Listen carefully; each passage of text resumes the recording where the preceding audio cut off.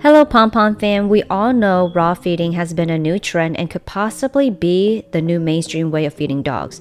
However, there are many myths out there about raw food, and today we will talk about 3 surprising myths about raw food diet and dig in a bit deeper. If you're new to this, get ready and put your nerdy glasses on. For more information about raw food diets, go ahead and check the resources in the description below, and let's just get started. The first myth is that raw diets are expensive. Well, honestly, this can go either way depending on how you approach raw feeding. And I'll mention a few factors that will influence the price. And the first factor is whether it's pre-made raw food from online stores or local stores or home-prepared raw meals. If you approach raw feeding by purchasing 100% pre-made raw products from online stores, then yes, you will be spending anywhere from hundreds to thousands depending on which store, prey availability, and how many dogs you have. If you do most, if not all, of your raw diets at home, order from reputable farmers or local raw food co-ops, then you can limit your spending drastically. The second factor that will influence the price is the raw food model. So there's the BARF, PMR, or RMF. I've tried all 3, so let's just break it down a little here. So starting with the BARF diet, it's most likely on the more expensive side due to the many products you'll have to purchase, such as meat, vegetables, fruits, supplements, and so on. All of these products will be included in a meal to some extent, or all of it could be included in every single meal. For the PMR diet, it will most likely be in second place in terms of how expensive the food will get, just because it's gonna have all whole prey based products, so there's no vegetation, it's just raw fleshy meat, organs, tissues, muscles, bones, etc. of an animal. Raw meat is usually more expensive than vegetables and fruits, so it's second place because it doesn't include all the other items, but you still have to feed meat daily. And I would say the least expensive model would probably be the RMF diet, because this model is based on rotation, so you feed fruits on specific days, meat on other days, and there may be fast days incorporated as well, which means no food at all besides water. Therefore, you don't feed meat daily, and meat tends to be the most expensive item on these diets. So that's why I would say RMF would probably be the least. And when you're purchasing products for the RMF diet, such as fruits, you're most likely going to be eating the fruits anyway, so it's just a little bit on top of what you usually buy anyways. And the third factor that influences the price is the quantity of dogs and the size of the dogs. So this is pretty much common sense. More dogs equals more spending. Big dogs equals more spending. And the second myth is that raw food is unbalanced compared to kibble, and I'll explain why. Kibble is a man-made product that comes from rendered animals and animal byproducts. A byproduct is what is left over after the intended product has been made. In the case of animal feeds, including pet foods, it's often the excess materials left over after processing human foods. Byproducts can include parts of a carcass that may be rejected for human use, doesn't meet the aesthetic standards, it can be internal organs, animals that have died by other means other than slaughter, etc. When animals have died because of other means, this is not very suitable for animal food because these products are considered adulterated. These products cannot be fed to animals unless it's processed under high heat, has no chemicals, and goes through further processing in order to prevent microbial contamination and disease transmission. In other words, any meat that does not meet the safety standards for human consumption is given to our animals and labeled as byproducts.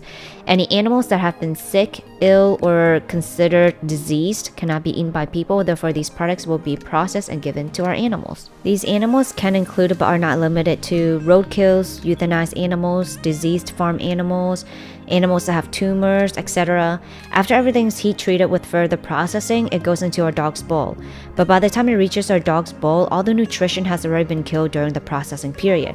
So when we compare kibble to raw food, we can see that there's not much nutritional value in kibble, even the highest and most premium brand of kibble, because in the end, it contains rendered animals and byproducts that go through intense processing. All kibbles are made the same to meet the animal pet industry guidelines. Look in the description for my other video, Raw Food versus Kibble and Raw Food Diet for Dogs, Balanced Explained, to learn more about this. If you enjoyed the video so far, click subscribe to let us know. Anyways, let's move on. The third myth is that raw meat causes bacteria transmission and diseases. So let's talk about this. The first germ theory of infection disease was first published in the 1700s, which indicated that the cause of disease were germs and bacteria. The scientist who was known for this theory realized and admitted that this theory was a mistake. Now, medicine has been running this course for the past 300 years, even claiming that science is backed by this theory, keeping the public in the dark about the true nature of disease. Bacteria are a natural part of our physiological terrain. It is a part that makes us whole and able to function. This includes all forms of life, whether it be human or animals. These organisms have many functions that include but are not limited to aiding cellular nourishment, detoxifying, creating smooth stools, and keeping down pathogenic germs. Bacteria's role is to break up and decompose waste materials in our body. The problem is that the medical industry has brainwashed us to believe that the bacteria are organisms outside of the body that invades the body, causing havoc and chaos. But the truth is, bacteria are already present in the digestive tract and are brought to the circulatory system to assist in the process of detoxing the physiology of accumulated waste. When a body has accumulated a high amount of toxin in a specific location, the body absorbs bacteria from the intestines and other body cavities and transport them to where the toxin has been concentrated. And this is where bacteria will assist in the breakdown of these toxic materials for elimination. And all bacteria do not cause the disease, they are the result of the disease. They are from the body and produced by the body to combat specific kinds of toxin in the body. If the body is in a healthy state, the amount of bacteria present is less. If the body is in a toxic state, the amount of bacteria in the body will increase. Once they clean up the affected area, their numbers will decline. This shows that there are no disease-causing bacteria. It's just the environment and the host that determines which disease symptoms is present and the type of bacteria that proliferates. Studies have also shown that healthy dogs already have these bacteria present in their digestive system, like Salmonella and E. coli. And we can also point out that if people are so scared of bacteria from meat, raw meat, then, it just doesn't make sense for raw meat to be in every single grocery store because people actually buy and eat that, unless it's like a vegan grocery store. But you get the point. So there you go, guys, a quick informative video about the myths that spread in the raw food industry. And remember to look at the description for resources, and remember to subscribe if you haven't already, like and comment your perspective below. Thanks for watching, and we'll see you next Thursday. The Pom Pom Bros love you.